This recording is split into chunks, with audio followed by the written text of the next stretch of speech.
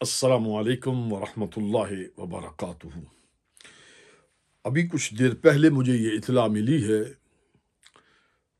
راولپنڈی فیض آباد جو تحریک لبیک پاکستان کا دھرنا غزہ کی آزادی کے لیے اور وہاں مظلوموں کے ساتھ یکجہتی کے لیے الحمدللہ بڑا پرزور دھرنا وہاں موجود ہے۔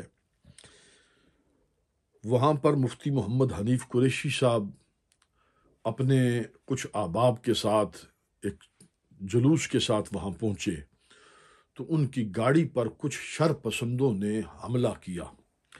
انہیں ڈرانے دھمکانے کی کوشش کی گئی، آوازیں کسی گئیں، نعرے بازی کی گئی۔ یہ اصل میں تحریک آزادی فلسطین کے خلاف یہ ایک عمل ہے۔ یہ منکرین ختم نبوت کو ایک راہ دینا ہے۔ اس کے نتائج بہت برے ہیں۔ یہ سلسلہ اگر جاری رہا تو اتحاد اہل سنت کے لیے ہمارے اکابرین اس وقت دن رات کوششیں کر رہے ہیں۔ یہ اس میں بھی رخ نہ ڈالنے کی ایک کوشش کی گئی ہے۔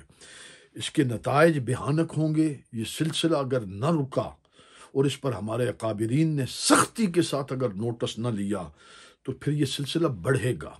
پھر کوئی اور بھی محفوظ نہیں رہے گا، کوئی خطیب بھی، کوئی امیر بھی، کوئی مبلغ بھی، سب پر یہ مسائل لوٹ کر آئیں گے، پلٹ کر آئیں گے، جوابی کارروائیاں ہوں گی، تو یہ انتہائی نقصان دہ ہوگا۔ اور ہم اہل سنت بالکل اس کے متحمل نہیں ہیں، نہ ہی پاکستان اس کا اس وقت متحمل ہے۔